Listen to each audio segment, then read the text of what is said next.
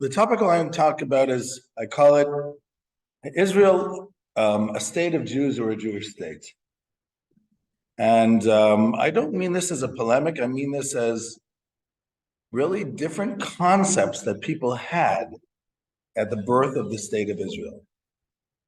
And because I mentioned before that in 1897 at the Basel, the first Zionist Congress, the agenda was that the eventual state of Israel would be a shelter for Jews running away from anti-Semitism. That was the idea. In fact, I would say that Zionism did not even see the state of Israel as being the end of the diaspora. It didn't think that the state of Israel would replace the diaspora. It would be a place for Jews that they could always call home if they needed to. Which is interesting, because today there are people who talk that way, but this was not the original, definitely not the agenda of the Zionist movement in the beginning of the 20th century. I don't think even people imagined that possible. Let me put it that way. So that should be mentioned. But the second thing that happened was, in Herzlian Zionism, the idea of the state was a secular concept, because remember, it was European thinking at that time. Herzl had lived in Austria, even though he was actually born in Budapest. I am recording, yeah. So he was living in Austria, and people understood that a state, they were talking about already in the early 20th century of the division between religion and state and things like that.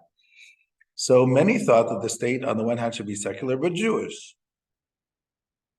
It's interesting if you read the Declaration of Independence, there's a lot of talk about that in Israel now. It's a very actually Jewish Declaration of Independence. There's some people in the protests that say, we want the Declaration of Independence to be the constitution of the state. I'm not sure those particular people would be so happy about that if they actually read the Declaration of Independence. Israel is called the Jewish state at least 10 times in the Declaration of Independence, and not once is it called democratic. The word democratic is not in the Declaration of Independence, but it does talk about the equality of minority rights and things like that. But it's definitely seen as the Jewish state first and foremost. The question, of course, is, what does that even mean for the people who wrote the Declaration of Independence? Which is a very interesting question, by the way, because remember, the second Aliyah, the Zionists of the second Aliyah, who were socialists and were promoting a secular way of life, were extremely Jewish because they all grew up in observant families. And I always say, when you rebel against something, you still have a lot of it in you. So you're living paradoxes that sometimes you don't even realize that you're living. Ben-Gurion was very Jewish, even though he lived a secular lifestyle. And the people of his generation were very Jewish. You cannot say that about their grandchildren. But you can say, you might, even if they live in Israel, they might be very Israeli. But I'm just saying, but that generation was very Jewish. They were just rebelling, but they were very Jewish. When you rebel against something, that's also a relationship. Somebody once said, worse than rebelling against Judaism is being apathetic, because that means you really don't care. When you rebel against something, it's because you really do care. In my experience as a teacher in the university, especially in my early days, when people would ask all these different questions, whatever, the ones who are the most, who would ask the toughest questions, or the ones trying to embarrass me or whatever, or trying to make it more difficult, they were the ones who cared the most. So they would do it in such a way that it looked like they were being not nice, but the truth is they really wanted to hear what I had to say. But they couldn't just do it in a way that people actually thought that they didn't want to look like they were interested. So they asked the question in a way that it looked like they were just opposing me. But in every case, these people were really interested in what I had to say. But we use it as a protection, as a defense mechanism. We don't want people to think that I'm really thinking about things and that I don't know the answer. As if everybody knows the answer to everything. That's real wisdom is understanding, is humility, is understanding that mostly we don't understand. Well, we know a little bit. In life, you know a little bit. I've always said about life that it's like walking into a movie theater where you didn't see the beginning. So now, it's really hard figuring out a movie when you didn't see the beginning. Those first 15 minutes, wow, it really makes it difficult. If anything, you want to first be this, you can miss 5 minutes in the middle if you have to go to the bathroom. But those first 15 minutes, it's supposed to give you like an idea. Now, in life, you walked into this movie and you weren't there at the beginning. You're definitely not going to be there to see the end. Now, what makes it even more complicated is not only do you have to figure out what the narrative is, you happen to be the major actor in that movie. You're the major actor in the film. You really have to figure out quickly what you're doing. Because this is a film about you. There are other people out there. They can see the film about them too. But I have to see the film about me. It's complicated. So of course, a lot of things we don't understand. We have to use intuition, whatever, a little bit of logic. Okay, so let's get back to this. So the early platform, even in the Basel conference, but by second or third Zionist conference, the question was, what is the connection between Zionism and Judaism? The answer could have been very simple. It says in the Bible, God says to Abraham, go to the land of Canaan. But no, it was a big argument. Is there connection between Zionism and Judaism? Why was it an argument? Because those who didn't want the connection, they were afraid that you would say, okay, Judaism says this, so therefore the Zionist state has to be. So they wanted the platform to say no connection. Interestingly enough, the religious party, the Mizrahi, in the Zionist Congress, also wanted the platform to say that Zionism had nothing to do with Judaism because they didn't want the Congress voting on Jewish laws.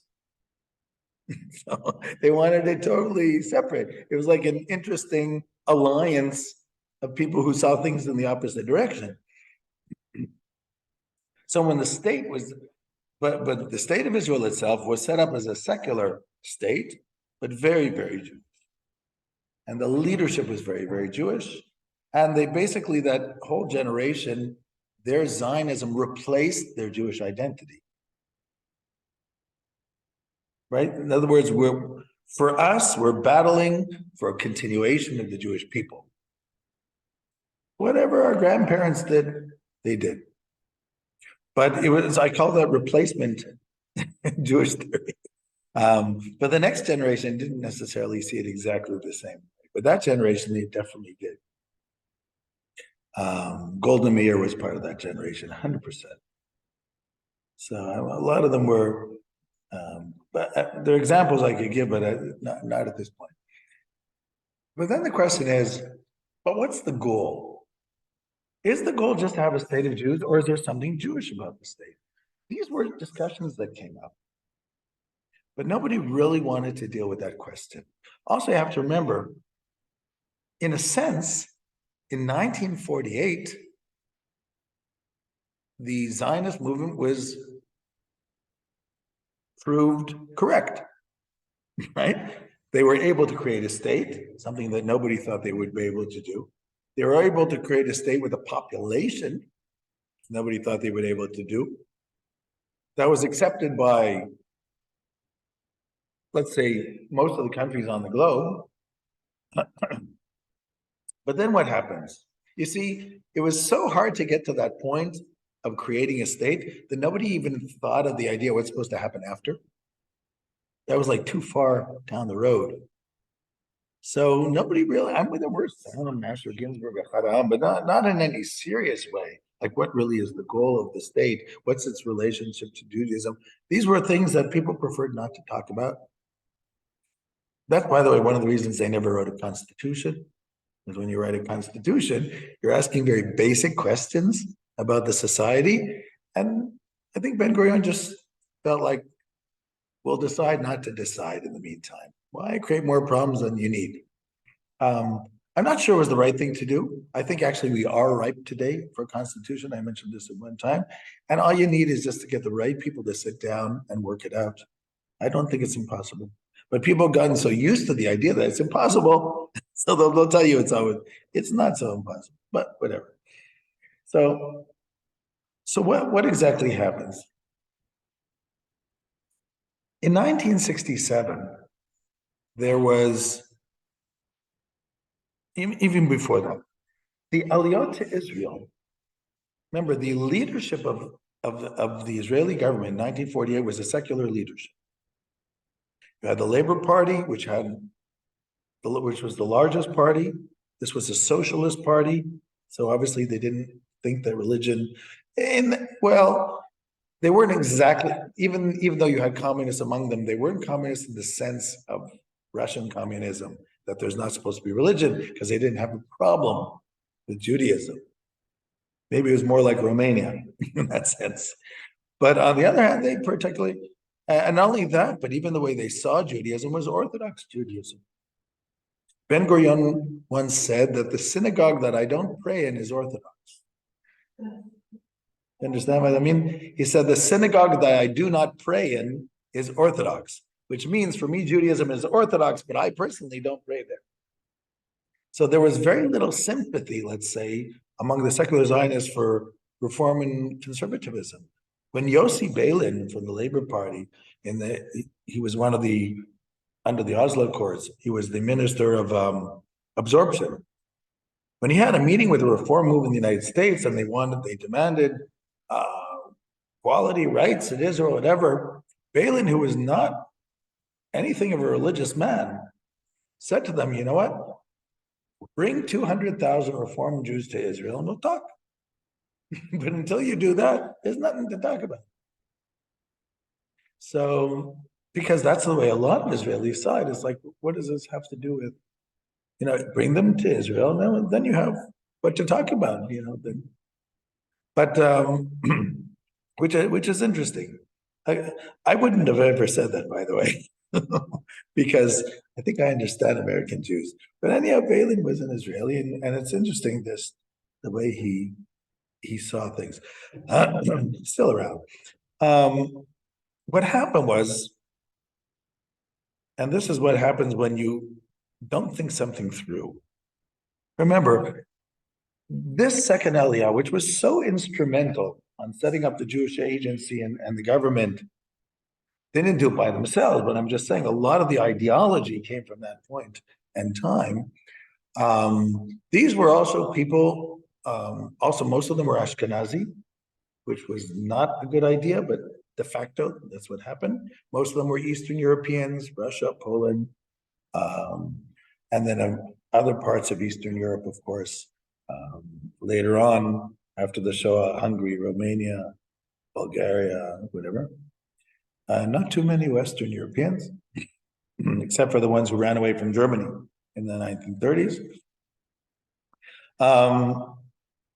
They wanted Israel to be a certain way. They wanted to be a secular country, a country which is sympathetic to the Jewish people, that has a Jewish majority, and is there to fight for Jews around the world. But what about Judaism? What role would it play? Well, the religious Jews can keep can live Judaism the way they understand, as long as they don't try to force it on other people. That was more or less that they also created the status quo. The status quo was actually created in the first Ben Gurion government. The Israeli status quo was that whatever elements of religion existed under the British mandate would to continue to exist under the Israeli government. So under the British mandate, marriage and divorce is run by the religionists. So Jews go to the rabbi, and Muslims go to the Qadi, and Christians go to the priest. So it would continue exactly the same way. That was called the status quo. That was started by the British. That's why today in Israel, all marriage and divorce is done by religious authorities, because that's the way it was under the British Mandate. Under the British Mandate, buses did not run on the Sabbath, except for the city of Haifa. Just continued that way. So that was called the status quo. Ben Gurion did that to appease the religious parties, but they didn't actually. Right? They didn't even ask for it. The marriage and divorce they did, but they didn't ask for the buses not to run on the Sabbath. There's certain things that he did. The law against the pork. You weren't supposed to grow pigs in the land of Israel. That was the Ben Gurion government. It was also after the Shoah, it was an icon where Jews would come from countries. For some reason, the eating of pork was something they found difficult, even the secularists among them. The diehard secularists, no, but the Labor Party, yes. Why I say the diehard secularists, no, because you had what was called Hashomer Tza'ir, which was the extreme left socialist movement in Israel. And some of their kibbutzim, they on purpose ate pork on Yom Kippur to show that we have no connection to this religion, just to the people. But that was not what happened in the kibbutz movements that was connection to the Labor Party, who didn't see the point of something like that.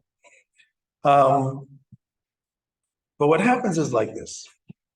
Israel starts changing demographically. Remember, to have a country, you need a population. You can't just have 50 people. The first one to understand this, by the way, I mentioned was Chaim Arlozorov, who collaborated to get German Jews out of Germany from the Nazis, and when they was able to make an agreement like 80,000 German Jews. But after the Shoah, you had all these people. Okay, these were people running away, all different types. But then in the 1950s and 1960s, there was major demographic change in the state of Israel, with the aliyah of the Jews from the Arab countries. Because the Jews from the Arab countries were 85% religious. And there were lots of them, more than the ones who came after the Shoah. And they were having more children. So you have a situation that by 1970, 50% of the state of Israel are these Sephardim from the Arab countries or from Bulgaria. And these people are either religious or traditional, which means that now 51% of the country is either religious or traditional. Remember, there are also Ashkenazic Jews like that. So all of a sudden, you have a government who is by and large secular, and the people are not. This is something Israel never thought of having a problem like that before. Now, there were some not nice episodes, which I'm not going to talk about. You can read about the history books, but I'm just saying that there were a lot of parts of the leadership who were afraid of this change. What is it going to do? They might even vote us out of office. Can we allow a democracy if they're going to vote us out of office? You know, everybody loves democracy until you realize you might lose. It's not for no reason that the Labor Party was in power for 30 years. They figured out ways. Okay. But I'm just saying that this was a real fear. There was also a lot of these Mizrahim sent their kids to non-religious schools. They didn't even understand sometimes the difference between them. So, but Israel started changing. And it continues to change. I can tell you the average person, you see also the early years of the state were people running away. Almost every major aliyah were Jewish refugees. I'm talking about from the 1930s on. So it was running away from Germany in the 1930s. It was running away from the Shoah in the end of the 1940s. It was running away from the Arab countries in the 1950s and the early 1960s. Then it was running away from Poland in 1956 to 1958. I think it was called Gromyko. And then you had running away from the Soviet Union in the 1970s, about 100,000 people. Then you had running away from Ethiopia in the 1980s. Then you had running away from the former Soviet Union in the 1990s. You understand what I'm saying? Basically, 80%, if not more, of Jews living in the land of Israel were basically refugees. Now, refugees are not necessarily Zionists. It's true that the vast majority of the Jews from the Arab countries were. But a lot of the secular Jews were not necessarily. Jews who came from Poland, under communist Poland from 1956 to 1958, were not necessarily Zionists. They didn't get a choice, they were kicked out. So, so you have people there who would definitely support the idea of a secular state. And they actually see religion as a threat to the lifestyle that they have. But what happened was that since after the 1990s, and even before this, since 1967, you have something the state of Israel never had, which is what I call the reproduction or renaissance of idealistic Zionist aliyah, which is not refugees. People coming from the United States, Canada, South Africa, European countries, Australia, started very small. 1967, by the way, was a big impetus. Why? Something happened to the state of Israel in 1967. Until 1967, the state of Israel was a country of Jews fighting for its survival to promise Jews that they'll always have a home. But there was nothing particularly Jewish about it from the point of view of the Jewish religion. They tolerated the Jewish religions. I'm sorry I'm saying it that way, but I just want you to understand what I'm saying. And all of a sudden, something happened. Not only did the demography change by 1971, but something happened in 1967 that nobody expected. They won the war. Well, they won 1948, then nobody expected either, by the way. By the way, the British were sure that the Jews would lose the 1948 war. They had a plan B too, and it wasn't to save the Jews. But in 1967, Moshe Dayan was the Minister of Defense. And when Jordan entered the war on the second day of because they were pushed in basically, they didn't want to. Jordan had enough in 1948. They didn't think it was, but Egypt, Syria got together and said, come on, you got to help us out. You know, we need you. You're right there. So Hussein said, okay. The moment Jordan got into the war, the question was, you know, it was obvious this was the time to take over Jerusalem, what we call East Jerusalem, where the Jews were kicked out in 1948. So Moshe Dayan was against. He said, what do I need this Vatican stuff? He thought, I don't know why he thought, I mean, this was a typical secular point of view, you know, let's keep the religion out of this stuff, whatever. We're just running a battle. Levi Eshkol was the prime minister, and Zalman Shazar was the president. Zalman Shazar was a traditionalist. And he called up Eshkol and said, Levi, why are you waiting? So Jordan just joined. We know what's supposed to happen now. Why are you waiting? He says, well, General Dayan thinks it's not a good idea. I said, Levi, you don't understand. This is one in a lifetime opportunity. History is going to look really bad at you if you make the wrong choice. So, stand up to the occasion and do it. So Eshkol thought about it, he discussed with people, he decided yes. By the way, that's why they left late. The paratroopers going towards, they were planned to go at night and land up just as dawn breaks. They didn't make it to the old city until like 3 hours into the light. But it was because it took them time to decide if they really want to do that or not. When Jerusalem was recaptured by the IDF, all world Jewry at that moment felt it embraced the state of Israel, which did not happen in 1948 the same way. Because this wasn't now just the state of Israel. This was now Jerusalem. In other words, all of a sudden there were religious and historical overtones that meant something to everybody. Those, even the days before 67, people were afraid that maybe a tragedy would happen. Maybe it would be another Shoah if they lost the war. But when the war worked out the way it did, it felt like it was a historic moment. It was like the biblical Jews had come back to the land of Israel and not just the socialist Jews. Really, this was the feeling. And that's why for the first time you had a wave of Aliyah from the United States, for instance, after the 6-Day War. People felt like, wow, history is happening here. We want to be part of it, even though we know that it's going to be hard to find a job.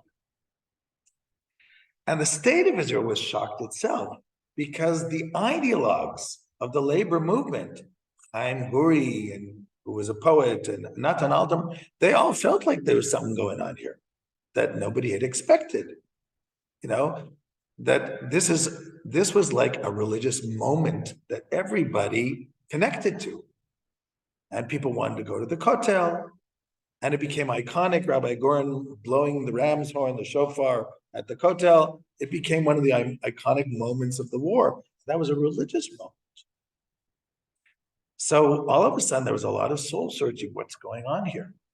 Are we, without realizing it, creating a renaissance of Second Temple Israel?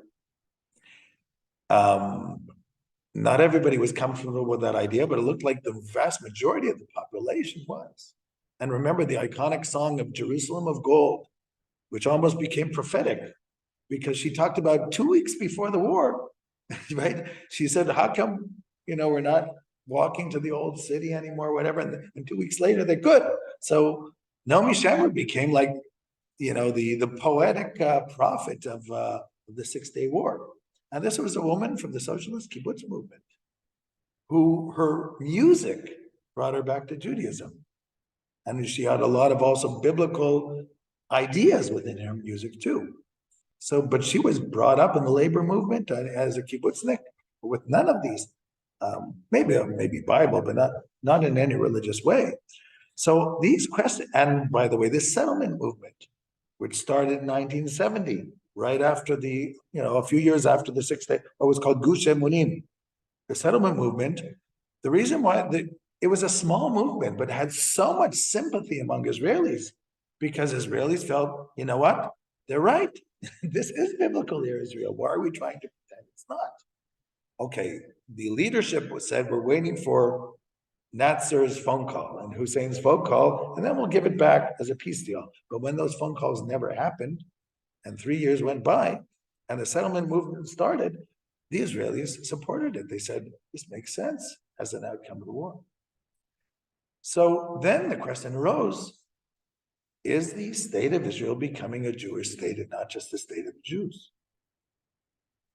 And this question, so the answer after 67 was, I would say, a thundering yes, but not everybody was happy with that thundering yes.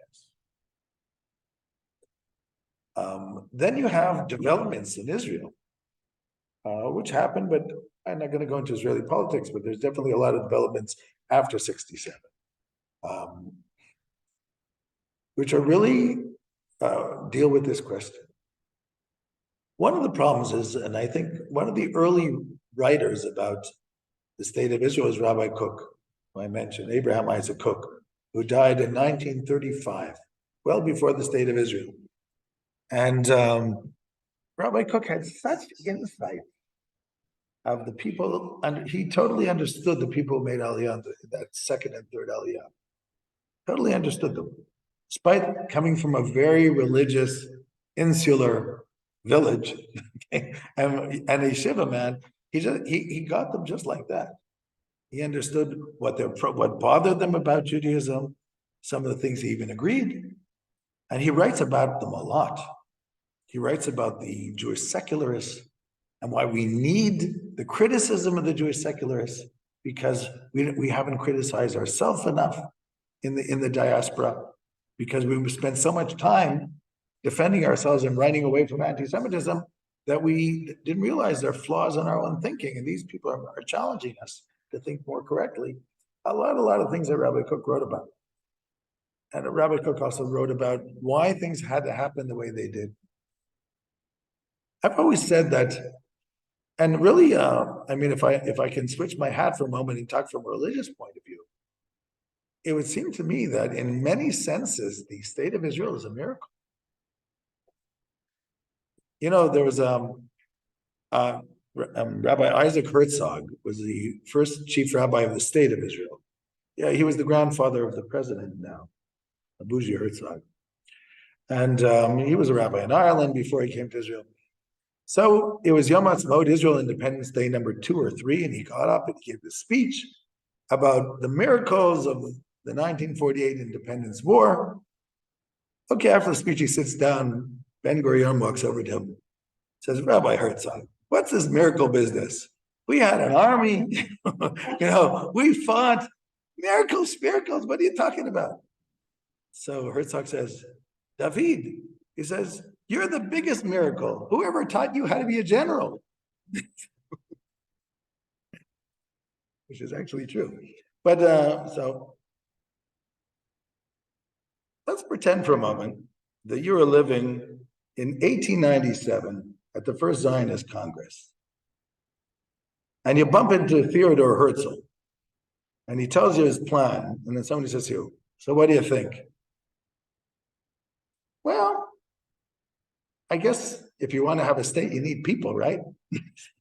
Where are you going to get the people? The guy says, oh, that's easy. He says, really? Tell me how it's going to happen. Oh, I got it all worked out. First, there's going to be a first world war. And all of Europe is going to be involved in this world war. And, well, after the First World War, they'll decide when all these great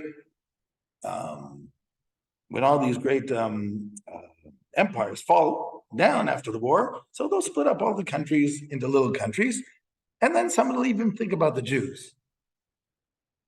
Yeah, and then what's supposed to happen after they think about the Jews? Oh, well then they'll make a declaration saying the Jews also deserve that. Think so? Yeah, I see. And then how are you going to bring the Jews? Oh, not a problem. There'll be a second world war. Second World War? And then what's supposed to happen? Well, all the countries won't accept the Jews. Well, they'll have nowhere to go. They'll go to the state of Israel, right? And that's what's going to happen. Oh, yeah. And that'll bring a country of millions of people? Well, that'll start it. But then other countries will throw their Jews out and bring it to the state of Israel. And then you'll have a country. Are you sure you didn't have too much suika this morning? So if you were to say that to somebody, nobody would believe it. But reality is crazier than the imagination could have thought. I mean, the things that produced the state of Israel, if it wasn't done by God, it really doesn't make sense. It's absolutely crazy. Crazy. I just explained to you, 85% of the population of Israel were people who didn't even choose to come to Israel. I'm not saying they were against. I'm saying the majority of them don't have a problem with it. But I'm just saying they never chose. Take Jews from Morocco. If they had a little money, they went to France. They didn't go to Israel or Canada. So ones who didn't have the money. Again, I'm not saying they were anti-Zionist or anything like this. But hey, you don't tell me what I have to. So, and the Arab countries pushed out their Jews. So they had nowhere to go but to go to Israel. Right? The idea was we'll flood the Jews with people. The whole economy will collapse, but it didn't happen that way. I mean, there are a lot of things that happen that are really, they sound like fantasy, if somebody were to say it. So it's really, so I find it more logical to say that it's divine providence than to say that, and if it is, then people have to be a little bit more humble and realize that they're basically just playing a role within something which is going on in history. There are too many people, even today in the state of Israel, they feel like, what are these governments? We fought in the war of this and that. It's our country. We can decide what to do. I'm sorry, that's not democracy. Democracy is that if the majority of the country you don't agree with, they are still the country. This is one of the problems we're having in Israel today. It will pass, but it's growing pains. And you know what? I totally understand it. I can understand somebody whose father was in the government, whose grandfather was in the government, who's running a large high-tech business, has a fancy house in Herzliya Pituach, totally secular. And who are these crazy guys in the government? I get it, really. Believe me, there are a lot of crazy guys I wouldn't like to see on in both sides of the of the Israeli political map. But I have, unfortunately, somebody picked them. So that's just, the way the game goes. Because democracies are not perfect. Now, Winston Churchill once said that democracy is the worst type of government, excluding all the other possibilities. Which means all the other possibilities are no good, but it doesn't mean democracy is perfect. It just works better. So that's why we need it. So I think that we're going through growing pains. The country really is going on a path, which I think was not predicted. But this path is going to work, in my opinion, because the biggest common denominator we have in the Middle East is our belief in Judaism. And secularism is not going to cut it in the Middle East. Pretending you're European is not going to get you loved in the Middle East. Rabbi Jonathan Sachs always said, non-Jews like Jews who like Judaism, not Jews who rebel against their Judaism. Because then what do we need them for? Lots of people like that. And so I really think we have a lot to talk about in the Middle East when we talk about Judaism. And there are a lot of people, because remember, the Middle East is a place where religion is respected. Even if people are not necessarily that religious in every country, but it's respected. Our biggest mistake is when we had the major influx of Jews from Arab countries was not putting them right away into the political system. They spoke Arabic well, they understood the mentality. What do you need Ashkenazim from Poland to talk for people in Morocco, Lebanon, Syria, and Egypt? You need people who understand the culture. These are the ones who, I remember one time when we had an Israeli president from Persia, and he was talking to one of the Iranians at some meeting, and they wrote in the newspapers, how dare he talk to it? What do you mean he speaks Persian? Let him talk to them. What's the problem? I didn't even see the problem. Maybe they if once they realize there's somebody they can talk to, maybe they'll even listen to what you have to say. So these things are important. We need that. I have nothing against Ashkenazim, but I'd love to see more Sephardic Jews in the leadership. If they're good, of course. I don't believe in just putting somebody because they came from whatever. But there are a lot of talented people out there. And it doesn't have to be because you're the son or the cousin.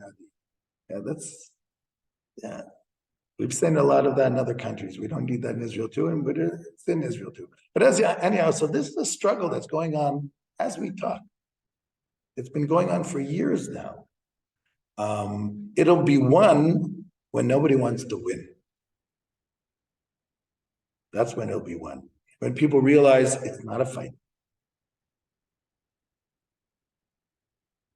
And when people realize it's not a fight and no side starts fighting with each other, they will create a modus vivendi which will be different than what existed before. Because Israeli society already is creating a different type of Judaism than we knew about outside of Israel. What we have in Israel today, I was not familiar with it when I grew up in Montreal. Even in the Jewish areas of Montreal. It's different when the whole society is Jewish. And it's not just that they're more kosher restaurants.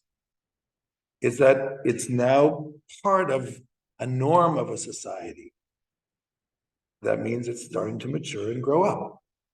It's not just something you have to hide away in the background. It can now deal with real questions. There was Rabbi Yehuda Ashkenazi, Leon Yehuda Ashkenazi, was an Algerian-born French rabbi. And he once said that Jews outside of Israel can be cosmopolitan, meaning feel themselves part of the greater world. A lot of Jews are like that. They like seeing themselves people of humanity, but they can never be universal.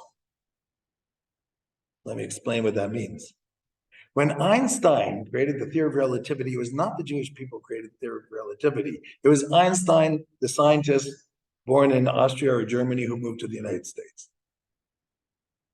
I think Germany. When Freud came up with his ideas in psychotherapy, it was not Freud the Jew, it was Freud created these ideas. When an Israeli professor from Haifa University wins a Nobel Prize, it's the state of Israel and the Jews who just got a Nobel Prize, because that's the way people look at it. Because Israel is now on the universal stage. Individuals are not on a universal stage. If they're individuals part of a country, then they are. That's just the way people look at it. That's why Israel brought the Jews back to the universal stage. But you have a Jews who I said at the beginning in our last talk, who are still traumatized by the Shoah, and they're not sure if they want to stand on the universal stage, or they're acting a little weird sometimes when they stand on the universal stage, in both directions. They're just not used to it. Some of them, yes, but some of them, no. It was a secularist who, for about half a year, was our Minister of Foreign Affairs, who in a meeting he had in Poland said that the average Pole gets anti-Semitism from their mother's breast milk. What a terrible thing to say when you're in Poland and you're representing a country. But this was a secularist who obviously thinks tribally and doesn't even understand the implications of what he had just said. It's not just religious fanatics that they say things like this. Some people just don't get it, and that will take time. Maybe that was not the greatest example, but it's a real example. I wanted to say that. So Israel will bring the Jewish people back, and by bringing the Jewish people back to universalism, it'll bring Judaism to table talk again. And that was never nobody thought about that when they talked about the Zionist movement. That wasn't even, there might have been religionists who thought about that, but not the movers of the movement. It never occurred to them. But God works through funny ways. Yeah.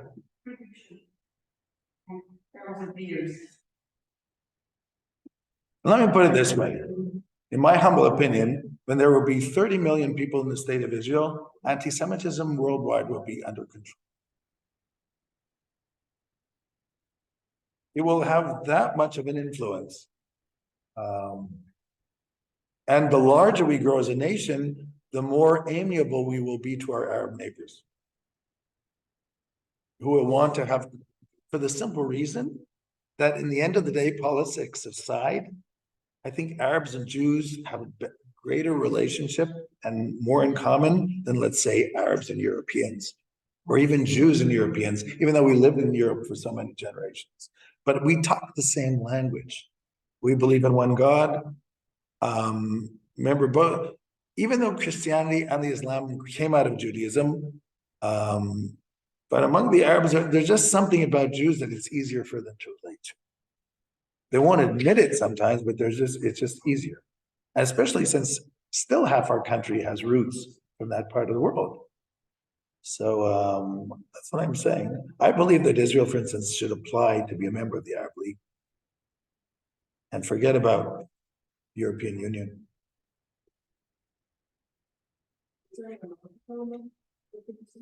I write a few articles here and there. I've written for the Jerusalem Post, mostly in English. In Hebrew, not so much. Yeah, over the last few years, I've written some articles.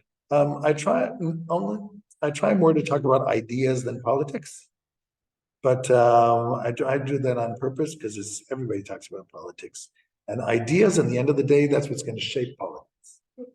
Yeah. It's true. It's long term, and nobody has time for that. But that's the truth. The ideas will shape politics, and not vice versa.